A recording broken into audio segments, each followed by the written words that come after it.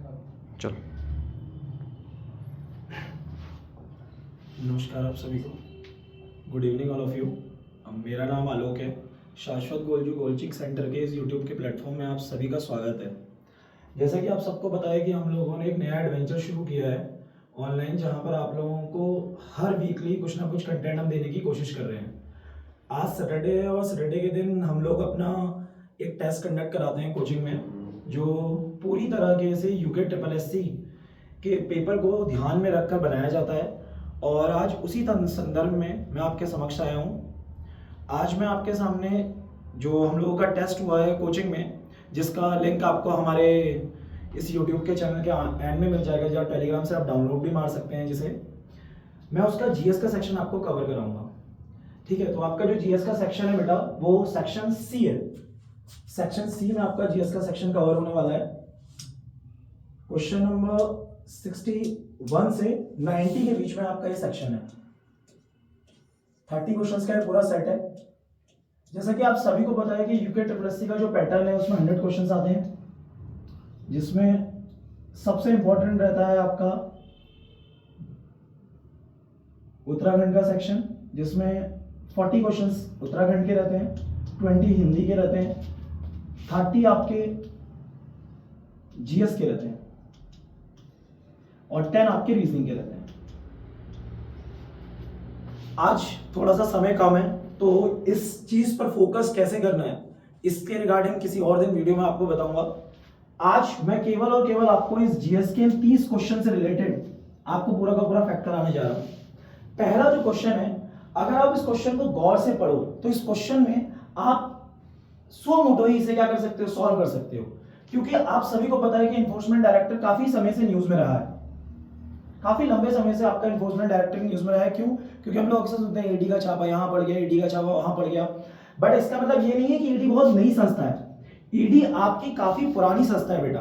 अगर मैं आपसे ये पूछूं कि ईडी का गठन कब हुआ था, तो ईडी का जो गठन हमें देखने को मिलता है वो मिलता है आपका 1956 में। 1956 में इन्फोर्समेंट डायरेक्टरेट का गठन हुआ था। और इस प्रकार जो इसका आंसर निकलता है बेटा, वो आपका सी निकलता है, डी निकलता है। क्यों? क्योंकि आपसे क्या पूछा गया, नॉट। ये बड़ा ध्यान से आप नोटिस करना बेटा, ठीक है। अगले क्वेश्चन की तरफ चलते हैं आपका। अच्छा, जैसे कि इसमें आपका एक्सप्लेनेशन भी मिलेगा। जैसे कि मैंने आपको बताया कि हम लोगों ने प्रॉमिस किया हुआ था आज बच्चों से कि 7 बजे तक आपके सारे के सारे 100 के 100 क्वेश्चंस के वीडियो अपलोड हो जाएंगे। बट एक छोटा सा ग्लिच हो गया हमारे एक टेक्निकल टीम से कि हम लोग आपका वीडियो तो बनाने गए, लेकिन अनफॉर्चुनेटली उस समय कमरे पे कोई मौजूद नहीं तो रिकॉर्डिंग ऑन करना भूल गए। तो 1 घंटे की जो पूरी वीडियो बनी थी वो वीडियो अपलोड ही नहीं हो पाई। अब वो इसके बाद बनेंगी बाकी वीडियोस, तो थोड़ा हो सकता है कि हम लोगों ने 7 PM का टाइम दिया था, वो थोड़ा लेट हो जाए आप लोगों के लिए, ठीक है। तो इसी वजह से मुझे भी अपना जो एक्सप्लेनेटरी सेक्शन है वो थोड़ा स्किप करना पड़ेगा। बट मैं आपको एश्योर करता हूं कि आप अगर इस एक्सप्लेनेशन को पढ़ोगे तो आपको थोड़ा सा फर्दर डिटेल जरूर मिलेगी, ठीक है बेटा। अगले क्वेश्चन की तरफ चलते हैं बेटा, आप प्लीज इसे देख लेना। मैंने इसमें कुछ एक्स्ट्रा फैक्ट्स ऐड किए हैं। अगर आपको लगता है कि इन एक्स्ट्रा फैक्ट्स को आप अपने आंसर्स में नोट कर सकते हो तो जरूर करना। बस एक चीज का ध्यान रखना कि ईडी किसके अंतर्गत आती है, डिपार्टमेंट ऑफ इकोनॉमिक अफेयर्स के अंदर आती है आपकी, ठीक है। और ये है आपका फाइनेंस मिनिस्ट्री के अंदर आता है ये विभाग, ठीक है बेटा। अगले क्वेश्चन की तरफ चलते हैं। आपका दूसरा क्वेश्चन है द ओनली मैटर। इसमें एक शब्द है जो इस पूरे क्वेश्चन को आपका सॉल्व कर सकता है, वो है ओनली, केवल। शब्द है आपका ओनली, यानी कि केवल। यहां भी कहीं लिखा होगा, देखिए, प्रयोग किया था भारत के अर्थ में जिसने एक मामले में, ठीक है। तो यानी कि इनमें से ऐसे कौन से प्रेसिडेंट रहे हैं जिन्होंने आपका किसी बिल के लिए अपनी किस पावर का इस्तेमाल किया है, पॉकेट वीटो का इस्तेमाल किया है बेटा, ठीक है। पॉकेट वीटो जो है बेटा आपके आर्टिकल 111 में मेंशन है, ठीक है। और आपका ये जो बिल है इसका इस्तेमाल इन्होंने किसके लिए किया था, आपका इसका इस्तेमाल इन्होंने आपका बेटा किया था पेप्सू नहीं, Indian post office amendment bill के लिए। किसके लिए किया था बेटा, आपका Indian, sorry I am sorry, इसमें आपका नंबर सी, यहां से ही सही। किसके लिए किया था बेटा, आपका Indian post office amendment bill के लिए किया था आपका। और ये किसके द्वारा किया गया था, ज्ञानी जैल सिंह। किसके द्वारा किया गया था, ज्ञानी जैल सिंह, जो हमारे आपके क्या थे, आपके राष्ट्रपति थे उस टाइम पर। ठीक है, बाकी आपका हिंदू कोड लॉ बिल आपका कब आया था, ये भी आपको इसी में मिल जाएगा, नेक्स्ट स्लाइड में ऑप्शंस में आपको मिलेगा।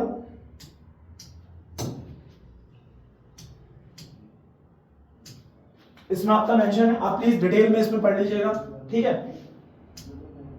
अच्छा, the bonded labour abolition act was passed by, किसके द्वारा ये पास हुआ था पार्लियामेंट में, किस साल पार्लियामेंट में पास हुआ था बेटा बॉन्डेड लेबर रेगुलेशन एक्ट आपका, ये पास हुआ था आपका बंधुआ मजदूर उन्मूलन अधिनियम संसद में कब पारित किया गया था बेटा आपका, ये पारित किया गया था आपका 1976 में। ये कब पारित किया गया था बेटा आपका, ये पारित किया गया था बेटा 1976 में, इट वाज पास्ड इन 1976।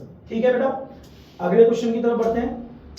आप प्लीज रिकमेंड कर लीजिएगा इसमें पूरा का पूरा कि 1979 में मंडल कमीशन का गठन हुआ था, 1981 में एग्जिम बैंक बना था। ठीक है, और आपका ये 1976 में जो बॉन्डेड लेबर एक्ट पास हुआ था, ये आपका आर्टिकल 23 के अंतर्गत आता है बेटा। ठीक है, अगले क्वेश्चन की तरफ बढ़ते हैं आपका। Who said the Constitution Assembly was the Congress and the Congress was India? किसने बोली थी ये बात बेटा? इस तरह के स्टेटमेंट आपके पॉलिटी के क्वेश्चंस में आते हैं। क्वेश्चंस आपके काफी ज्यादा कह सकते हो कि बहुत ज्यादा डिफिकल्ट भी नहीं है, ये क्वेश्चन मॉडरेट लेवल का है। इसका जवाब है बेटा आपका ऑस्टिन। किसने बोला था बेटा ये जवाब आपका? ऑस्टिन ने बोला था, आपका ग्रैनविल ऑस्टिन के द्वारा इसका जवाब दिया गया था। इंग्लिश में कहा जाता है corner stone of the nation.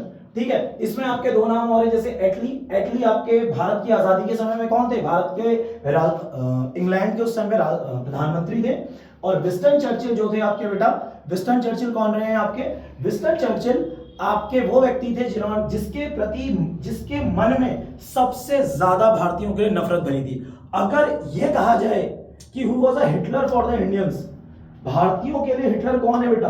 भारतीयों के लिए हिटलर विंस्टन चर्चिल अगर कहा जाए तो गलत नहीं होगा, क्योंकि जिस प्रकार हिटलर ने पूरी दुनिया के अंदर यहूदी नरसंहार, जिसको हम आपका हॉलोकॉस्ट भी कहते हैं, जिसके लिए वो रिस्पॉन्सिबल रहा सेकेंड वर्ल्ड वॉर के दौरान, उसी तरह के से चर्चिल की वजह से सेकेंड वर्ल्ड वॉर में बंगाल के में आपका लोग भूख से मरे थे।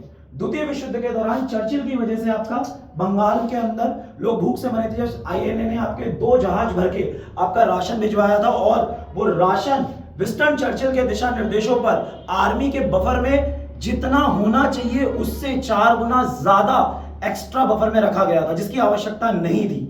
और आप ये पूरा का पूरा विंस्टन की वजह से हुआ था, क्योंकि विंस्टन सच में भारतीयों से बहुत नफरत करता था। दुनिया के लिए भले ही हिटलर, या जो एक स्टेटमेंट यूज होता है कि हिटलर आपका पूरी दुनिया में नरसंहार का प्रतीक है, हमारे नरसंहार का प्रतीक चर्चिल होना चाहिए। He was that much contain the hate for the Indians. और जब मैं इंडियंस बोल रहा हूं तो यहाँ पे मैं हिंदू मुसलमान की बात नहीं कर रहा हूँ, सिख ईसाई की बात नहीं कर रहा हूँ। इंडियन मतलब भारतीय, उसके लिए भारतीय शब्द उसके लिए नफरत वाला था। और माउंटबेटन प्लान के बारे में आप जानते हैं कि माउंटबेटन प्लान से दोनों की दोनों पार्टी लास्ट में एक्सेप्ट आपका 3 जून प्लान भी कहते हैं, और माउंटबेटन के द्वारा ही आपका जो प्लान रखा गया था सबके सामने, जिसको अंततः मुस्लिम लीग और कांग्रेस ने आपका एक्सेप्ट किया था। मैं सॉरी बोलूंगा अगर मैं बहुत तेज हो रहा हूं, मेरी थोड़ी एक हैबिट भी है तेज पढ़ाने की। और दूसरा ये मैंने सोचा था कि थोड़ा हल्के बनाऊंगा video, but the thing is कि मैंने आपको जैसा पहले बोला वीडियो की शुरुआत में कि क्या प्रॉब्लम चल रही है, time. The problem is time. Next video में अगर आपको तेज लग रहा है तो आपको ये वीडियो थोड़ा हल्के जरूर मिलेगा। ठीक है, हु सेड द, अगला क्वेश्चन जाते हैं 64, who said the constitution assembly was, अच्छा सॉरी ये सेम क्वेश्चन आ गया आपका। The women empowerment bill was passed by which amendment act? बताओ व्हिच अमेंडमेंट, क्या होगा इसका जवाब? आदत पड़ गई क्लास की बताओ बताओ कहने वाली, यहां भी वही निकल रहा है। इसका आंसर है बेटा आपका बी। क्या है? बिल नंबर था 128 और एक्ट था आपका 106। अब ध्यान से ये समझना कि बिल और एक्ट के बीच में क्या डिफरेंस होता है बेटा। What is the difference between the bill और अधिनियम? अधिनियम और बिल के बीच में क्या फर्क होता है? देखो बेटा, जब पार्लियामेंट में कोई भी प्रस्ताव या कोई भी नियम रखा जाता है पारित होने के लिए, तो उसे क्या कहते हैं आपका? उसे बिल कहते हैं आपका। क्या कहते हैं बेटा आपका? क्या कहते हैं आपका? बिल कहते हैं। और जब वो पारित हो जाता है, जब वो पास हो जाता है पार्लियामेंट से, तब उसे क्या क्या कहते हैं बेटा आपका? तब उसे विधेयक कहते हैं। क्या कहते हैं आपका बेटा? एक्ट कहते हैं उसे। ठीक है, ध्यान रखने से।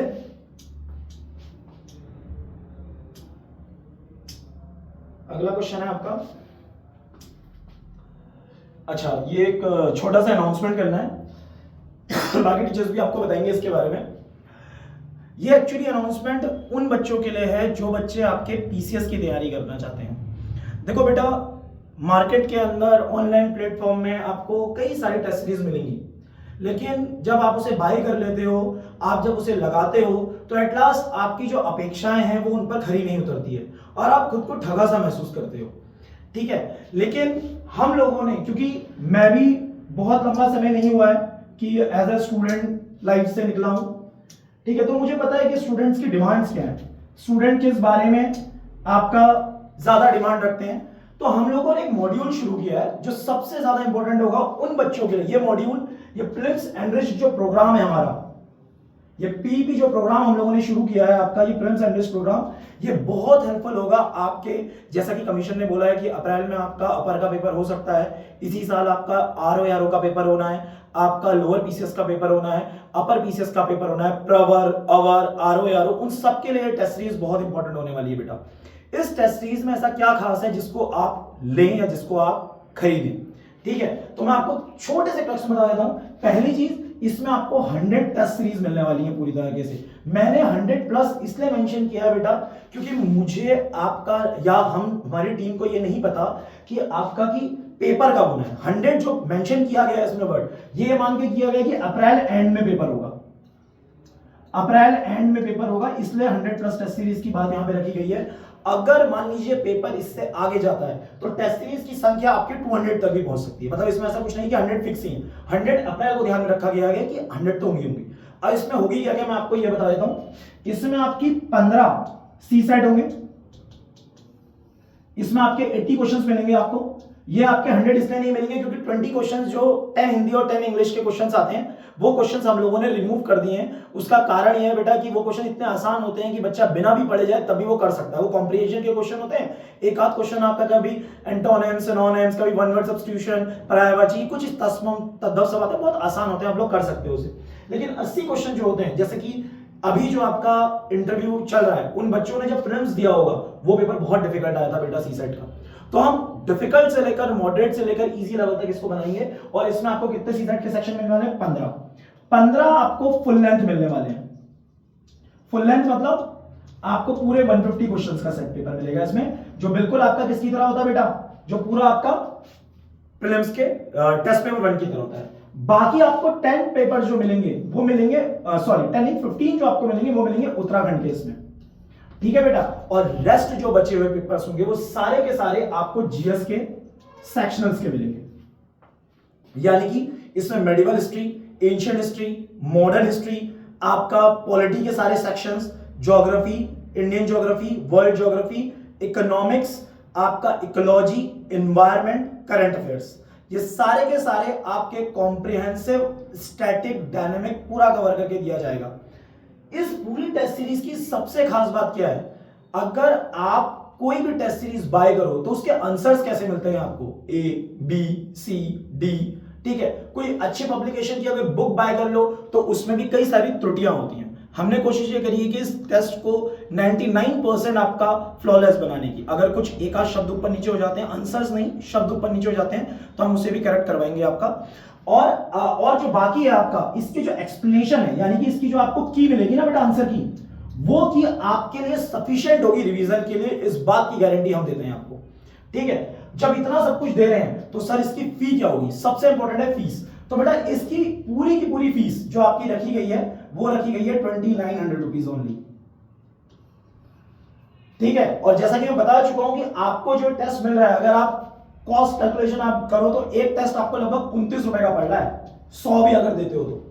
ठीक है, और ये भी 29 रुपए हम लोगों ने केवल, हम चाहते फ्री में दे सकते थे, कारण बस इतना सा है कि इसको फ्री नहीं रख पा रहे हैं, उसके पीछे बस इतना सा कारण है कि हमें पेपर आपका प्रिंट आउट करवाना है।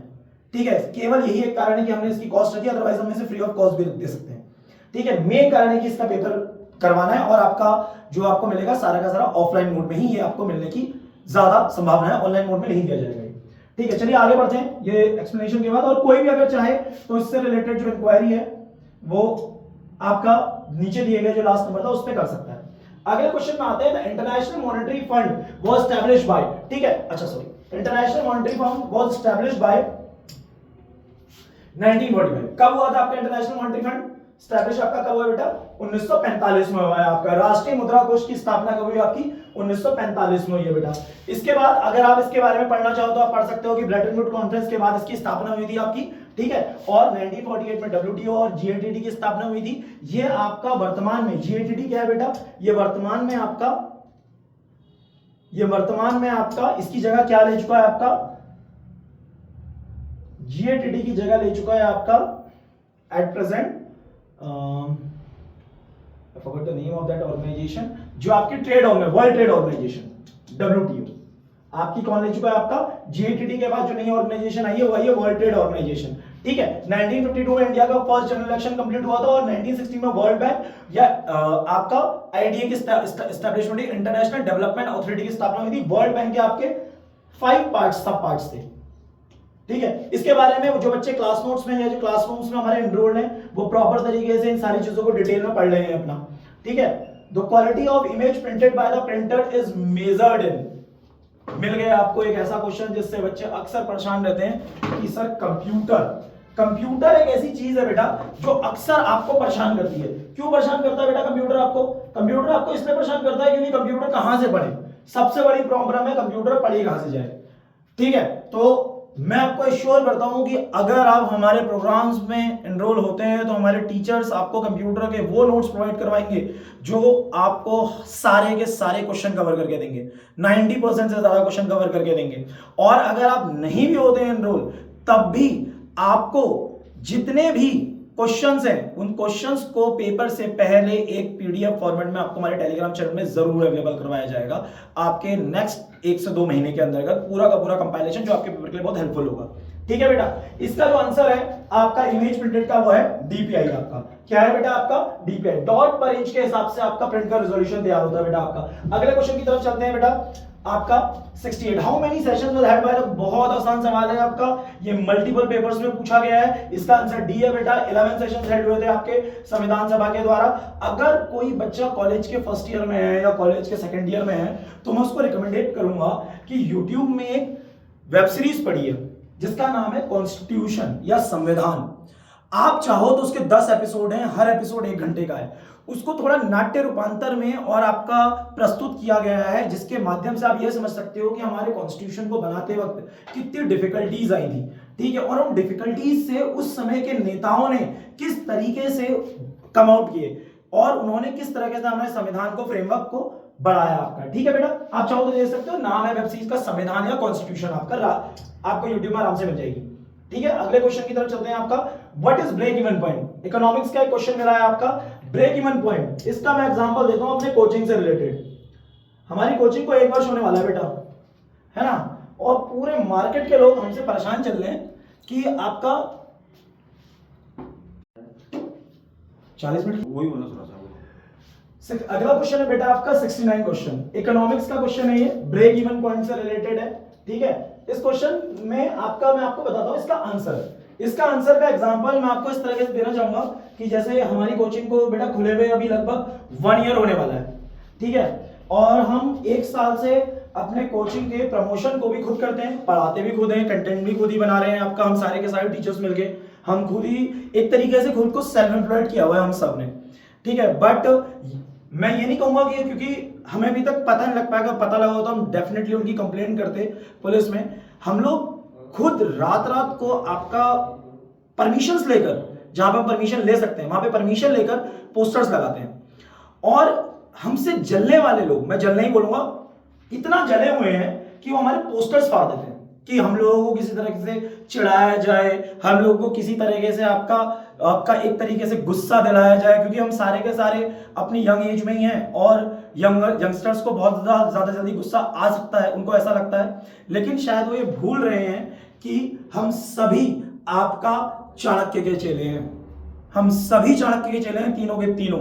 हम अपने आप को चाणक्य का शिष्य मानते हैं, जहां पर हम स्ट्रेटजीज को स्ट्रेटजीज की तरह खेलना और समझना भी जानते हैं। तो उन लोगों के लिए क्वेश्चन के माध्यम से मैं जवाब देना चाहूंगा जो हमारे पोस्टर्स को फाड़ते हैं या हमारे पोस्टर्स के लिए आपका उन्होंने खुद के लगाने की क्षमता नहीं है, ठीक है, तो हमारे फाड़ रहे हैं मार्केट के अंदर। तो आपका ये जो ब्रेक इवन पॉइंट है ना, उन लोगों को बताता हूं कि हम लोग ब्रेक इवन पॉइंट पे नहीं है, we are not in a break even point. Now you realise that where we are we are before the break even point. ठीक है, आप लोग जो भी ये काम कर रहे हैं वो समझ लीजिएगा कि हम ब्रेक इवन बिंदु पर नहीं है, हम लोग आपका ब्रेक इवन पॉइंट के पहले वाले बिंदु पर हैं। और वो क्या है, जो बाकी बच्चे हैं वो इसके लिए एक्सप्लेनेशन पढ़ सकते हैं, और जो इसका जवाब चाहते हैं वो भी इस एक्सप्लेनेशन को पढ़ सकते हैं आपका कि ब्रेक इवन पॉइंट क्या है आपका। ठीक है, अगले क्वेश्चन की तरफ बढ़ते हैं बेटा, आपका 69 70 की तरफ। The objective of Sangam scheme, काफी अच्छा आपका क्वेश्चन है आपका। संगम स्कीम का ऑब्जेक्टिव क्या है बेटा? What is the objective of the Sangam scheme? इसका ऑब्जेक्टिव है बेटा असिस्टेंट टू डिसेबल्ड, विकलांगों की सहायता करना। ये आपका रिसेंटली आपकी स्कीम है, ये आपकी इंपॉर्टेंट है, ये आप देख सकते हो। अगला आप इस अगले क्वेश्चन की तरफ बढ़ते हैं बेटा, आपका 71 objective of self sustainable development was first adopted by। Self sustainable development का ऑब्जेक्टिव आपका 4th ईयर प्लान में बेटा अडॉप्ट किया गया था, ये ध्यान रखना। आपका आंसर आपका सी हो जाता है 4th 5 ईयर प्लान। ठीक है बेटा, अगले क्वेश्चन की तरफ चलते हैं हम। आपका 3rd 5 ईयर प्लान में हम लोगों ने एग्रीकल्चर पे फोकस किया था। 5th 5 ईयर 5th प्लान को हम आपका रोलिंग प्लान भी कहते हैं आपका, और आपका गरीबी हटाओ से संबंधित भी है आपका। और 6th जो एग्रीकल्चर प्लान है मॉडर्नाइजेशन एंड फैमिली प्लानिंग से रिलेटेड है बेटा। ठीक है, अगला क्वेश्चन आपका रोलिंग प्लान आ गया। देखो रोलिंग प्लान को अगर मैं पिछली वाली स्लाइड में जाऊं तो आप कैसे याद कर सकते हो? गरीबी हटाओ का नारा किसने दिया था? इंदिरा गांधी ने दिया था। तो रोलिंग प्लान किसने इंप्लीमेंट किया होगा? इंदिरा गांधी ने किया होगा। तो आंसर क्या हो जाएगा बेटा इसका? अपने आप ही ए हो जाएगा 72 क्वेश्चन का आंसर।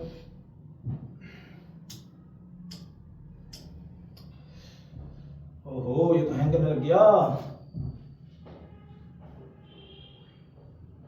ओ सॉरी, मुझे ऐसा लगता है कि मैंने आपको वाले क्वेश्चन का जवाब गलत दे दिया है। इंदिरा गांधी गवर्नमेंट ने इसे नहीं इंप्लीमेंट किया था, आपका जनता गवर्नमेंट ने इंप्लीमेंट किया था।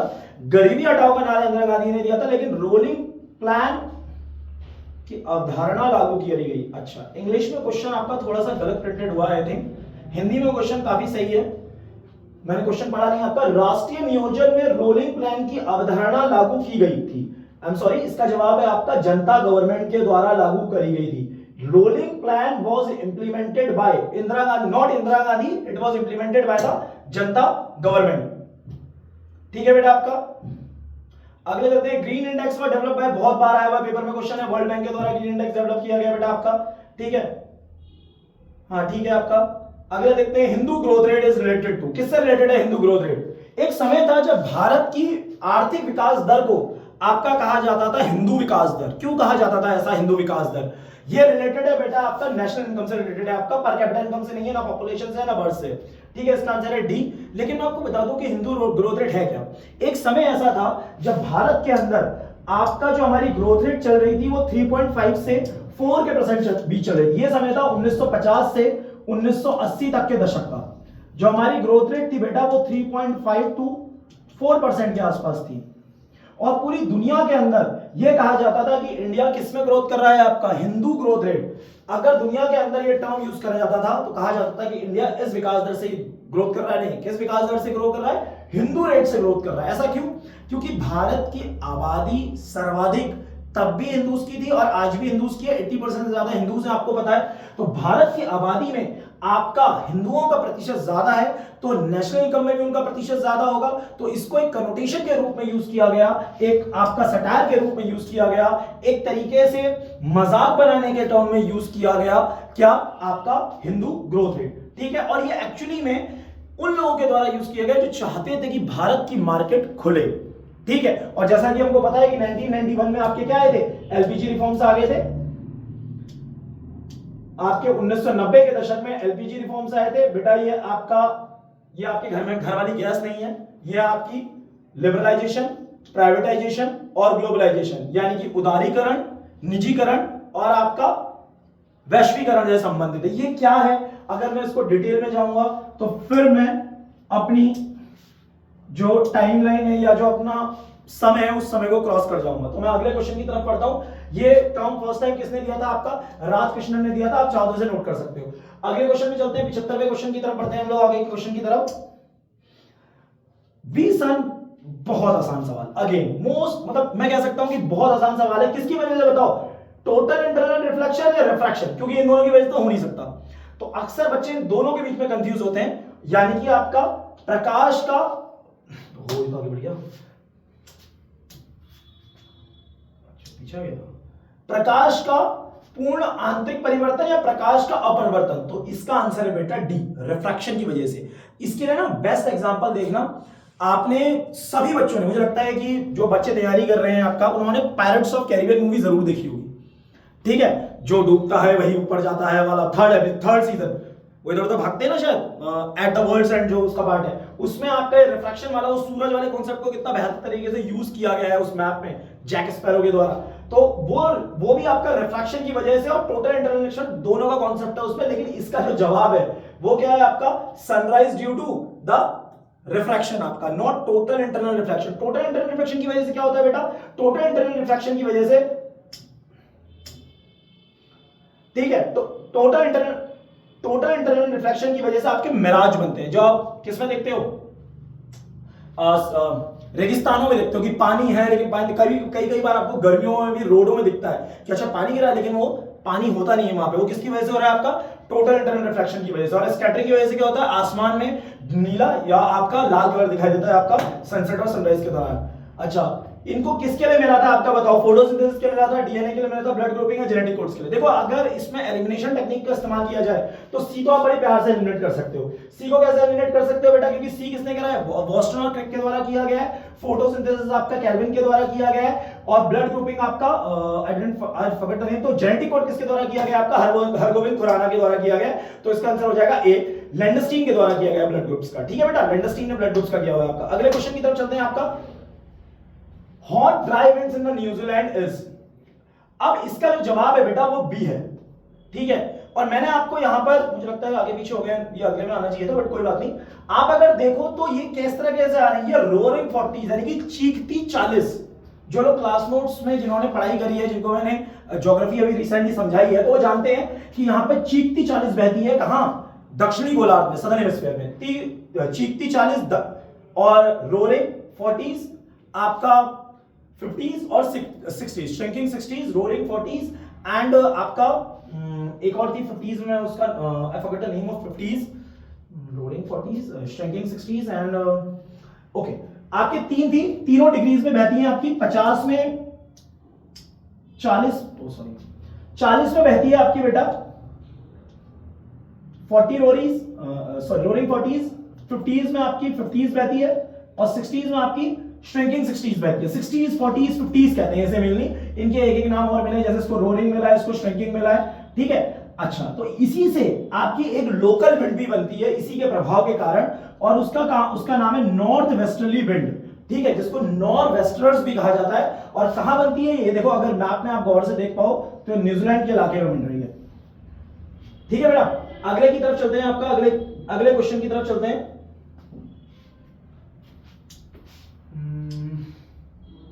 हॉर्न ऑफ अफ्रीका कहां पर है बेटा, सोमालिया, इथोपिया एंड जिबूटी, ठीक है। आपका ये इथोपिया हो गया, ये आपका सोमालिया हो गया, और एक छोटी सी कंट्री जो है आपकी ये क्या हो गई बेटा, जिबूटी हो गई आपकी, ठीक है। केनिया और उगांडा का इलाका क्या कहलाता है बेटा, आपका केनिया और उगांडा का इलाका कहलाता है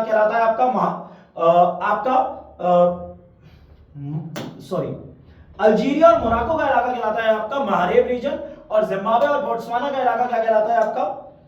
अगर आप अफ्रीका के मैप को प्रॉपर तरीके से देखो, अफ्रीका के मैप को अगर आप प्रॉपर तरीके से देखो बेटा, तो अफ्रीका का जो सबसे ऊपर वाला रीजन है ना, सबसे ऊपर वाला रीजन, यह है सहारा। आपको नेक्स्ट स्लाइड में समझाता हूं, एक सेकंड के लिए एक छोटा सा इंटरेस्टिंग फैक्ट बताता हूं मैं आप लोगों को। अगर मैं आपके सामने अफ्रीका का एक रफ स्केच बनाऊं,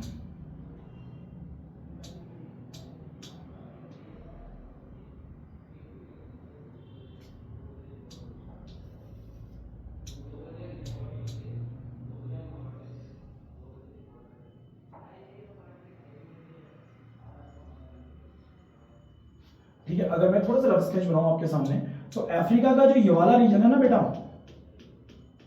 ये रीजन है आपका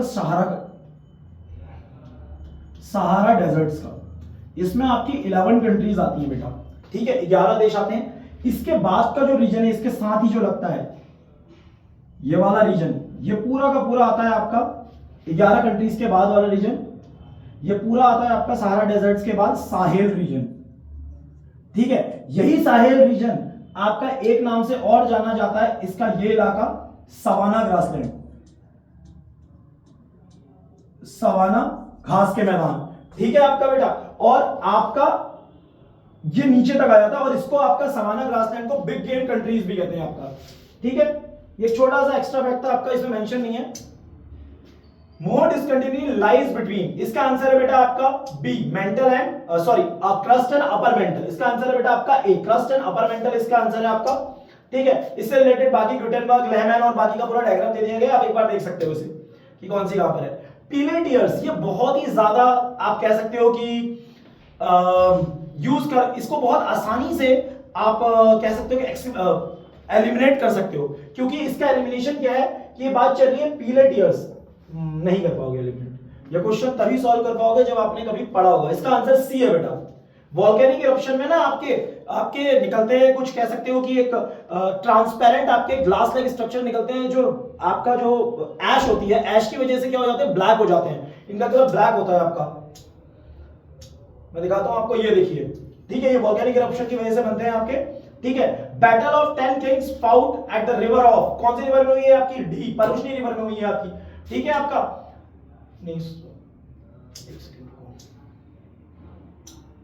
battle of 10 Kings fought at the Parushni river, यहां पे मैंने आपको जो बाकी दो रिवर से उनके एंशिएंट नाम दिए, विपाशा और अस्कनी का आपका एंशिएंट नेम दिया हुआ है, वो भी देख लेना आप लोग, ठीक है। ऑथर ऑफ माता विलास प्रसन्ना, क्या है इसका जवाब, ये आपका एंशिएंट हिस्ट्री का क्वेश्चन है, इसका जवाब है आपका महेंद्र वर्मन। किसने लिखी है, महेंद्र वर्मन ने लिखी है। हर्षा के द्वारा लिखी गई, हर्षवर्धन के द्वारा लिखी गई किताब कौन सी है बेटा, हर्षवर्धन के द्वारा लिखी गई किताब है रत्नावली, और भी सारी किताबें लिखी है। पुलकेशिन द्वितीय है जिन्होंने किसको हराया था, हर्षा को हराया था आपका, हर्षा के अभियान को रोका था आपका, ठीक है। गौतमीपुत्र सातकर्णी कौन से साम्राज्य के हैं बेटा आपका, गौतमीपुत्र सातकर्णी आपके सातवाहन वंश के हैं आपके, ठीक है। थोड़ा बहुत मेंशन किया हुआ है इनके बारे में, आगे बढ़ते हैं आपका।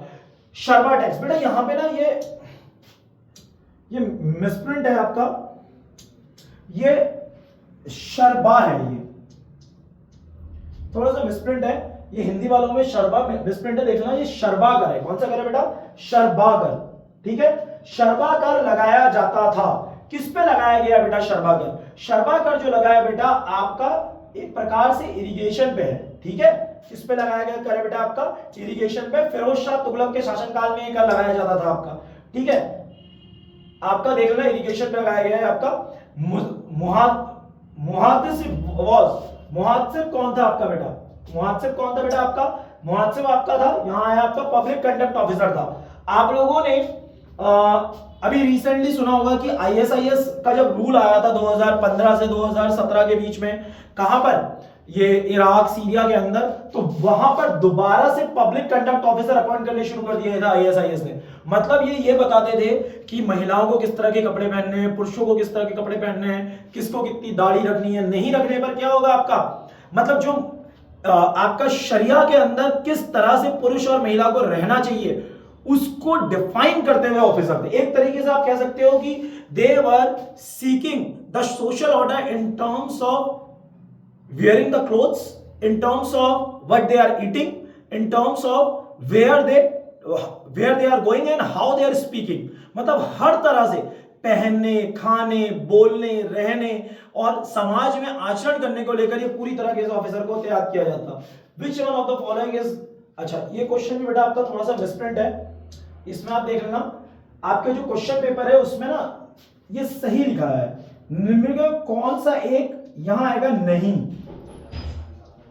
क्या आएगा आपका, नहीं सुमेलित है आपका, क्योंकि इसमें 3 आपके सही है बेटा, ठीक है आपका, तो कौन सा इसमें से सही नहीं है, which one is not right, which one is not right बेटा आपका बताओ, इसमें से कौन सा सही नहीं है, इसमें से आपका गोपाल कृष्ण गोखले वाला ऑप्शन सही नहीं है, सी।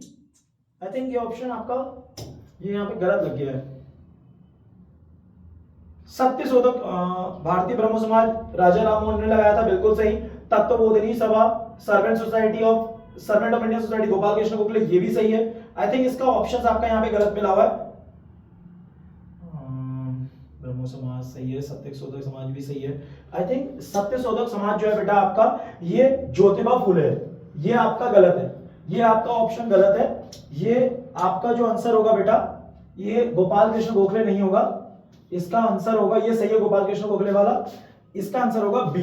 इसका आंसर क्या बेटा, बी है। सत्यशोधक समाज को किसने बनाया था? ज्योतिबा फुले। बेटा क्वेश्चन नंबर 86 की तरफ चलते हैं। नेहरू एक पैट्रियट है, किसने बोला था बेटा? नेहरू एक पैट्रियट है, ये बात बोली थी आपका मोहम्मद इकबाल ने। ठीक है, मोहम्मद इकबाल आपके, इनके बारे में मैंने थोड़ी सी इंफॉर्मेशन ऐड करी है, आप इसको पूरा अपने नोट्स में ऐड कर लेना बेटा, आपके पेपर के लिए इंपॉर्टेंट हो सकती है ये। ठीक है, ध्यान रखना इसे। इनसे रिलेटेड जो फैक्ट्स हैं कि किंग जॉर्ज फिफ्थ ने इन्हें सर की उपाधि दी थी। ठीक है, इन्होंने सेपरेट नेशन का क्या दिया था? याद रखना, आइडिया दिया है इन्होंने। आइडिया क्या दिया बेटा? इन्होंने आइडिया दिया है, इन्होंने केवल आइडिया दिया है, ये चीज ध्यान रखना। He gave the idea of separate nation for the Muslims, not the idea of the Pakistan. कहीं पर भी पाकिस्तान शब्द का इस्तेमाल नहीं है। पेपर में पाकिस्तान अगर आता है तो पाकिस्तान जवाब नहीं होगा। ठीक है, इनके आइडिया से इन्फ्लुएंस होकर मोहम्मद अली जिन्ना ने पाकिस्तान नेशन की स्थापना करी थी, ये भी ध्यान रखना। ठीक है बेटा, इनके द्वारा सारे जहां से अच्छा लिखा गया, ये वाला गाना लिखा गया। इनकी पहली किताब का नाम था असर-ए खुदाई। ठीक है, यानी कि the secret of the self. ठीक है बेटा, अच्छा इकबाल से रिलेटेड ना एक गाना और आता है, एक स्लोगन और आता है कि इनकलाब जिंदाबाद का नारा किसने दिया था? मैं अक्सर क्लास में सवाल पूछता हूं तो बच्चे अक्सर जवाब दे देते हैं कि सर इकबाल ने दिया था। नहीं बेटा, इकबाल ने नहीं दिया था, यह नारा दिया था आपका हसरत मोहानी ने। ठीक है, चाहो तो इसे भी आपने नोट्स में नोट कर सकते हो। Subhash Chandra Bose called the national hero by, किसने बोला था सुभाष चंद्र बोस को नेशनल हीरो? ये बोला था बेटा आपका टैगोर जी ने। किसने बोला था बेटा? आपका टैगोर जी ने बोला था, आपका रविंद्रनाथ टैगोर ने बोला था आपका। ठीक है, बाकी जो आपका है वो भी देख सकते हो आप। ठीक है, I am an Indian drum, बड़ा ही प्यारा स्टेटमेंट है। ये स्टेटमेंट दिया था आपकी एक ऐसे शख्सियत ने, जो शख्सियत बाहर से आई, भारत में रही और भारत को जगाने का काम किया। भारत को तब जगाने का काम किया जब हमारे देश के उस समय के सबसे लोकप्रिय नेता और आज भी हम सभी के दिलों में रहने वाले बाल गंगाधर तिलक ने क्रांति की लौ जला के रखी थी पूरे के पूरे भारत के अंदर। और वो अपनी वृद्धावस्था में जरूर थे, लेकिन उन्होंने होम रूल लीग सोसाइटी की स्थापना करी और एनी बेसेंट ने उस समय पर बोला था कि मैं एक इंडियन ड्रम हूं, मुझे बजाओ और लोगों को जगाओ। ये एनी बेसेंट का नारा था, याद रखना। तो इसका आंसर है बेटा डी आपका। ठीक है, आगे बढ़ते हैं आपका। इसके बाद तुलबुल नेविगेशन, ये आपका है बेटा, आपका जम्मू कश्मीर का है। ठीक है, तुलबुल नेविगेशन न्यूज में था आपका, एक करंट अफेयर्स का क्वेश्चन है आपका। अच्छा एक चीज और बताता हूं, चलो लास्ट में बताऊंगा अभी फिलहाल के लिए, अभी पहले कंप्लीट कर लेते हैं। लास्ट क्वेश्चन है, chief minister health scheme launched by the Uttarakhand. ये भी आपके करंट अफेयर्स के दो क्वेश्चन थे। ठीक है बेटा, तो ये आपका जीएस का सेक्शन था पूरा का पूरा। इसके बाद आपके जो बाकी सेक्शंस हैं वो राहुल सर करवाएंगे हिंदी और उत्तराखंड का, और आपका विवेक सर करवाएंगे आपका रीजनिंग का सेक्शन। मैं आप लोगों से एक बात बोलना चाहता हूं, ध्यान रखना कि अपनी तैयारी को कभी भी कम मत होने देना। जीवन में परिस्थितियां कैसी भी आए, संघर्ष है कितने भी आए, संघर्षों से हारना मत, क्योंकि हम लोग आज जो आपके सामने खड़े हैं, we are not born with a silver spoon. We all three, हम तीनों के तीनों जो साथ में हैं वो इसलिए है क्योंकि वी आर सेल्फ मेड। ये मैसेज अगेन आप बच्चों के साथ साथ उन सभी के लिए है जो लोग हमसे चिढ़ते हैं, नफरत करते हैं, ठीक है, या फिर आप कह सकते हो जलन करते हैं। ठीक है ना, इसी के साथ बहुत बहुत शुक्रिया आप सभी का मेरे साथ समय देने के लिए।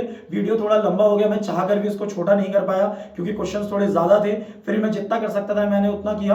अगली बार से आपको इससे बेटर बनाने की कोशिश करेंगे। धन्यवाद।